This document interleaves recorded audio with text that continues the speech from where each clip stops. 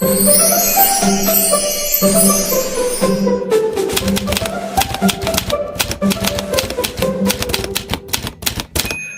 and welcome to a moment of awesome here on Science and Sorcery. My name is Sam and I'm delighted to be back speaking to another member of the TTRPG community about who they are, what they do, and why what they do is awesome. So, my guest, who are you and what do you do? Hi, I'm Taya Campbell-Over. I offline am an actor and a theatre maker in the UK, but I'm best known in this sphere for being one quarter of the actual playgroup Damsels in Distress. And our main thing that most people will have seen of us is our long-form D&D campaign, Demons and Daughters, which is in our little homemade studio, which I'm actually recording in today. And it's set in Regency, England, which is the kind of cool thing about it. I think the first place that I came across you folks was on the many clips that appear on my TikTok feed. They are incredibly capturing, which just made me stop and watch. But where was the inspiration, or where did the idea come from for a Regency era queer D&D show? So that is a good question, and it's actually a fun story because Lyndon, our DM, and I kind of birthed the idea on a long road trip that we were doing must have been a year and a half ago now. So we were driving to a play that I was doing. I was doing Little Women, so it was period drama, and I am a history nerd. I love period dramas. Lyndon's the same. And we were driving through the countryside and through all these beautiful, manor houses that we're so lucky to have in the south of England. And we were talking about, I don't know what the crossover, what the first in was between D&D and then the sort of period drama vibe that we were in. But Lyndon had been wanting to kind of get into making actual play for a while. And it was something that I was, into as a viewer, and I hadn't really thought about in terms of me performing. But the idea for this campaign just kind of spiraled on this drive. And by the time we got to where we were going, we were both really oh, I want to do this campaign. Not even just as a show, but, first and foremost, as a player of D&D, I was really this is a campaign I want to play, and it sort of combines so many different fun things. And for me as well, as I said, I'm a big history person, it really brings up scope to play with a lot of fun things for us. So May J was the next person we went to. We all met in uni on our actor training program, and we knew May J would love the idea. May J immediately was right on it, and then we found Morn, who was actually in the year below us, through sort of word of mouth of who might be interested in this. And they showed up to our first kind of chat about, what is this? Do we want to do it? With a book full of historic demonology theories. And we were really oh, okay, this is what we're doing. So it seemed like it's quite a natural coming together of people that were perfect for this sort of project. Yeah, it was. There was never anything kind of constructed about it. We are technically a business. We're putting this online, and it's become something that has grown a lot more than we thought it would when we first started. But it definitely started as a more organic. We all just really wanted to do it as a creative project. As actors and makers, this was a project that sort of had a lot of the things that we all get really fired up about, and it's playing D&D, which is the most fun for us. But yeah, anything exploring historic womanhood and queerness, and we all just went a bit mental. But yeah, it was all really organic, and I think it was one of those things that as soon as we all clicked into place with the project, it just did its own thing, and we all immediately kind of knew what to do with it.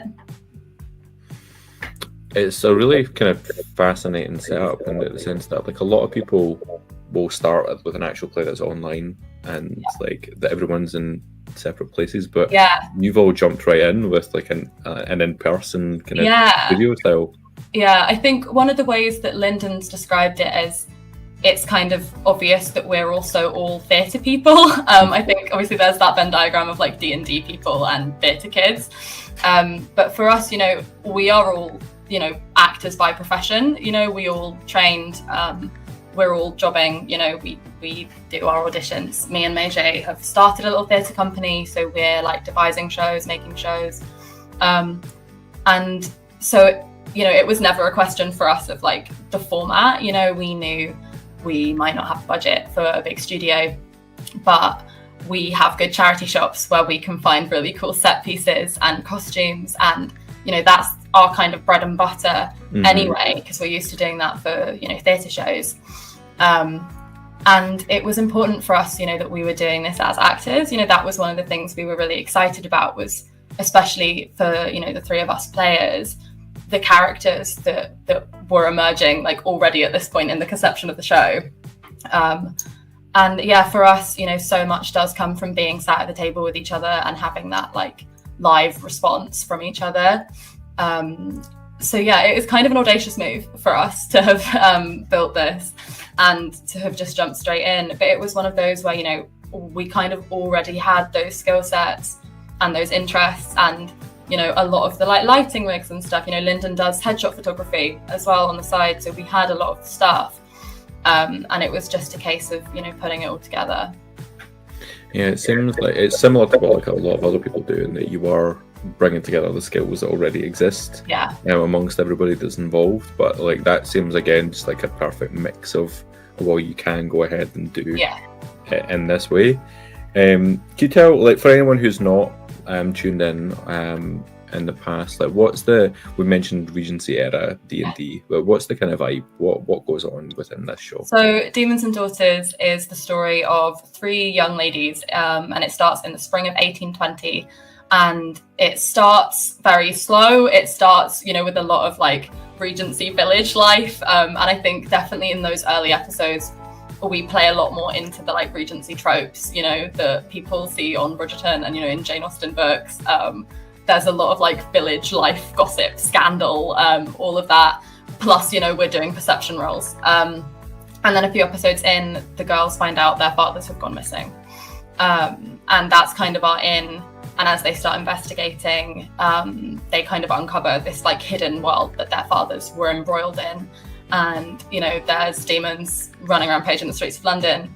And I think the main kind of concept from it is that our dads failed at what they were doing, and, you know, it was kept secret from the world, and our brothers don't know about it and weren't the ones to investigate. So these three young girls who are kind of treated like nothing by society are kind of having to step up and take over and branch into this world that like not only is a struggle against like the supernatural and all these family secrets and, you know, mysteries and all the like D&D stuff, but it does bring in a lot of like themes of patriarchy and, you know, identity, and what it was like to be a woman like in history, which again is something that like as an actor and, you know, as a queer woman in 2024, I always get really emotional about, and I always get really like Demons and Daughters, I think, is perfect for like anyone who enjoys like cathartic queer female rage stories, and that's definitely what you'll get if you jump in now, as opposed to going and watching from the start. It's kind of a slow builder, but all of those themes were always there, you know, bubbling under the surface from the start. Yeah, I was going to ask, in terms of like in this setting where you've got three women like characters, how you kind of prepared for that in terms of like maybe like session zero building into thinking around what would it have been like for like three young women in that time period, and how would they have been treated by other people around them? Like what was the process like there? We had a lot, you know, that was sort of the biggest consideration going into it for us. We knew really early on, I think from that first car ride with me and Lyndon, the concept sort of went hand in hand. We were like Regency D&D, and we were like, oh, and it's the party is all female characters, right? Or at least like all queer characters, right? And we were like, yeah, 100%. Because those are the stories that, you know, we find interesting, and those are the stories that I think we don't have enough of in those period dramas, you know. So from the start, and, you know, with the cast, we're an all-queer cast, we knew that, you know, it was going to be fruity. So we knew from the start what we were getting into, to an extent. And then, yeah, we had a lot of discussions about safety tools at the table. You know, we've all set, you know, what hard boundaries are, you know, what our expectations were in terms of exploring things like playing in a world that has patriarchy, you know, because a lot of the times in TTRPGs, you kind of get an escape from all of that. And that's really beautiful. But we knew the story we were telling and the themes we wanted to explore, to do so properly, we were going to have to, you know, play with some of that. So it was very much a sort of round table of what that meant for us and what we expected from that. And it was a lot of just honest communication, I think, with DM and also with us as players with each other. So yeah, we sort of did all of that like safety stuff before we jumped into session 0. And our session 0 was very much establishing the world. And like I said, because the way the plot kind of unfolds quite slowly, we were never going to be immediately thrown in, you know, to anything nasty. We start in our like lovely little idyllic village, and the characters are all wealthy young ladies. So, you know, they're kind of not allowed much mobility in society, but they're also quite privileged in other ways. And then it's once they get to London and start becoming exposed to what life's like for the lower classes and what life's like for women who don't have the money and protection of, you know, a wealthy father, that we start to get into the nitty-gritty of it. Yeah, but it was so important for us from the start that this was what we all wanted to explore. And then the minute the individual characters started to take shape, and for us as actors who all get very, very emotionally invested in character stuff, that was when we were like, oh no, we're doing some full like thematic work here. Yeah, coming from that acting background, it's quite a long extended time to spend with one character, right? It's amazing. Like it's so one of the most fulfilling experiences I've had as an actor, and it's such an interesting thing because I've played D&D. You know, we started a new home game last night with a few friends, and it was so lovely to, you know, remember what it's like to play and it not be filmed. But at the same time, there's also something really beautiful about knowing that I have the time and space to dedicate to this character in such a, you know, intensive way. And I think especially, you know, the way we have everyone at the table, you know, live together, it's so interesting because like the basis of acting for me is about, you know, being truthful. And when you're working with a script, you find the truth within the script, and you find, you know, connection to impulse through somebody else's writing most of the time.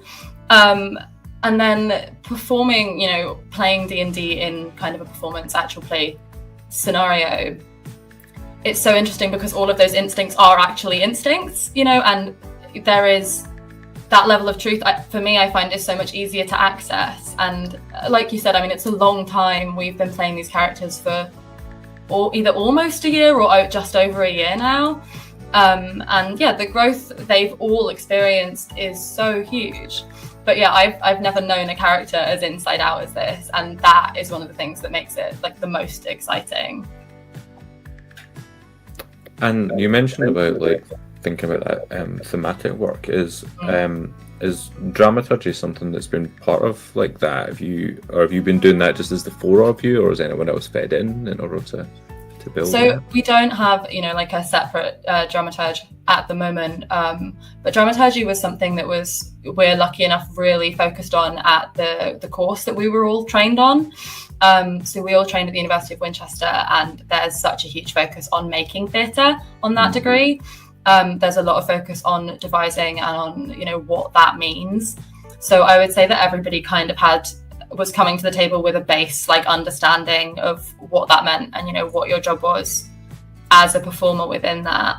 But it's also something that we have, you know, we have slight input from other people. Anyone who's watched the show, Rio, who was a guest in the first few episodes, he played this like bumbling junior footman called Seth, because we thought it would be really funny to start with a male player character who because we were in this village and we had to have a man with us all the time, or we couldn't leave the house because of chaperones. And then when we run off to London, we no longer have a man with us. But yeah, Rio's amazing, and quite often, you know, we'll have sat in. Rio hosted our like talk back show a few times as well, and they're always somebody who's really good at being in the room and like keeping an eye on things with an outside perspective.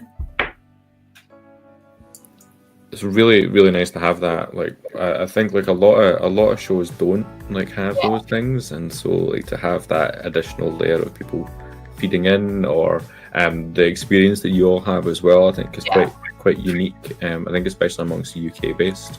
Yeah, I think so. Which is like just really, really nice, and I feel like you folks would have a lot to kind of share and show with a lot of the other people that are doing things like this. So I'm really glad we're getting to have this. Amazing, that's so nice to hear, because it's such like the show still feels so ours and like so small and contained, and sometimes it really throws me when I'm like, oh no, we're doing something cool, and like people know who we are. It's nice. Which kind of actually brings me on to another point, is what has the response been like? Was you like award nominations and web fests? And... Yeah, it's crazy. We did not expect it to grow the way it's grown in its first year. I think for me, at least, I was kind of like, we'll put this on the internet and people will find it gradually, you know, over the years. Somebody will binge it every few months and be like, this was great. But no, we've had a really lovely, lovely response. And yeah, so the Rainbow Roll Fest was one that I kind of discovered and submitted for because I knew of a lot of the other shows who were posting about it, and I was like, oh, that seems really cool. I just want to like connect to all of these other amazing people. It was definitely not something that I expected to then lead to New Jersey, because we were direct nominated from Rainbow Roll into the New Jersey Web Fest. And, we're a really small budget show. It might not look like it because, like I said, we have, our studio, which is in my living room. And we have our costumes, which are either from my wardrobe or our various like theatre backgrounds. But yeah, we operate on a really small budget. So, kind of submitting for festivals and marketing in that kind of like prestigious way is not something that we had ever really factored in at this point. So it was all just kind of about the networking and just, being really grateful for being in the community that kind of led us on to like all these different things. And I think it's that community aspect more than anything that has been like the best response to feel from me. Like anytime anybody reaches out and says that they love the show, I'm really like, because it's a really personal show for us, and it means a lot to us because of the subject matter and the themes that have arisen through it. And I know that our demographic is mostly queer viewers, and that's so nice to know that the stories that we're telling, which are all kind of inspired by things that we've experienced and things that we care about, are also things that matter to other people, and are also things that can kind of connect across screens and across the world, because we get people messaging from all over, and that's just so cool. It never fails to blow my mind as well when you get someone on the other side of the world who said that they've watched something that you've done. It's crazy. That again, like with a kind of parallel towards like the theatre world, that must be slightly different as well, because like you're on a stage in a theatre versus people watching everywhere. And that's the thing, is like we're very used to having an audience that is like a physical connection, and it's always just really nice when when someone reaches out and there's that reminder that like there is an audience there. It's just in a really different way. And so you're like well into this campaign now. What like, this is maybe like spoilers, but like what sort of length is it looking to be? Is it where do you reckon you are? Yeah. So we are, I think, I am not the DM of this campaign. Yeah. As far as I know, I think we are around the midpoint. So we're well into Act 2. We know this is a 3-act structure. So it's kind of like 3 seasons. And I think I know that the 3rd act is going to be the shortest, and it's going to be like much shorter than the others because it will be like the home run.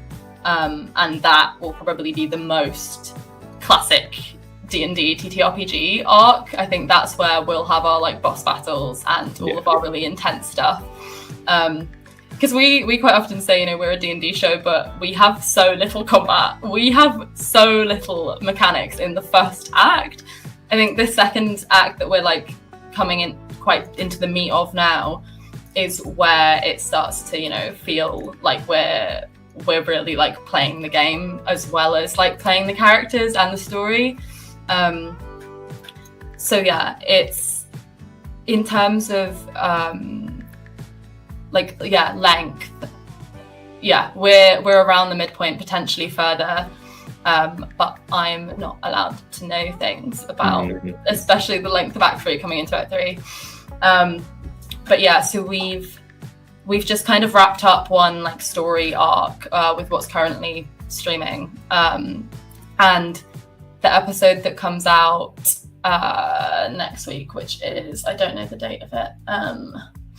But yeah, the episodes that will be coming out basically September, October are like the main meat storyline of this arc, I'm pretty sure. So it is, you know, as much as we are a really long form show and we know that we've got like so many hours of content, now is still like a really good time to jump in, I think. And I think it's one of those things where as much as like all the backstory is, you know, amazing for people who want to binge, and people do, and I really respect and love that. I think it's also one that you can just kind of jump into and you'll pick up on who these characters are quite quickly.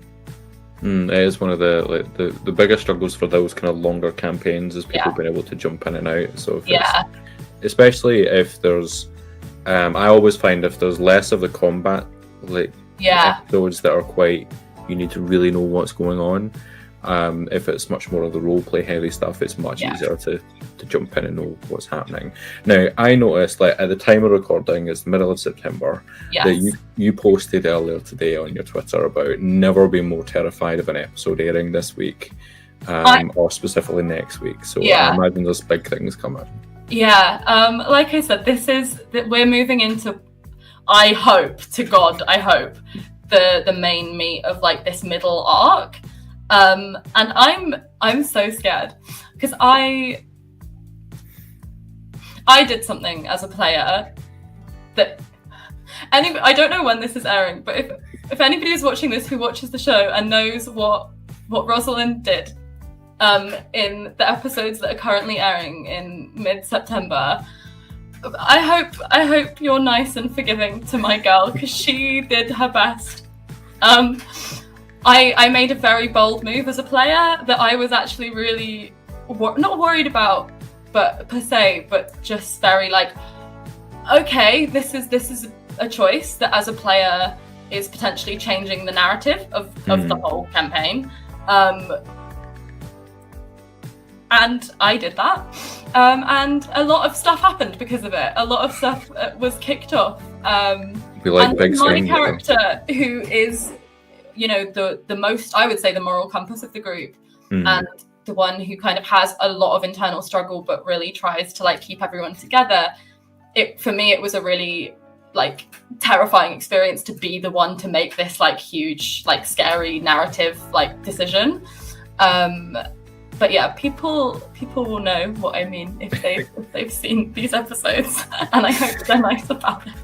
Looking forward. But yeah, as I say, with like big swings, like you like people to make those big narrative choices. Yeah. So yeah, it's really exciting. We're getting towards the end of our time, so I've got two more things I wanted to ask. The first one was, what would you say is the thing that's exciting you most about the TTRPG world right now? I think for me now, the kind of freedom of it, like the amount of amazing quality new shows and shows like on smaller scales that are popping up everywhere. I think this is like a really exciting sphere to be in at this like moment in time. Like I think this is kind of a like genre of work that is still kind of defining itself, and like still experimenting with things. And I run a lot of the socials for Damsels, and I really love it when I'm on Twitter and I just like find a new podcast that is phenomenal, and you know, it was made a few months ago and suddenly I know the people who made it. And you know, I think that a lot of talent and a lot of like creativity is able to give itself a platform with the way that the TTRPG community is at the minute. And I think, you know, especially being the person who is on the socials and kind of sees that community start to develop for other shows and other podcasts and other like indie game developers, like it's so lovely to watch happen. I think especially as somebody who's also, you know, an actor in the more traditional sense, because, you know, I make my own theatre and I devise work, but acting is also a lot of, you know, waiting around to be told by a director if you're the best fit for a role or not, and a lot of that is out of your hands. Whereas I think the TTRPG sphere, you know, all of these creatives are able to really like be empowered and make their own work and, you know, connect to things and people really organically and really independently. And I think that's just like a really cool time in the world, and it's a really cool thing to witness.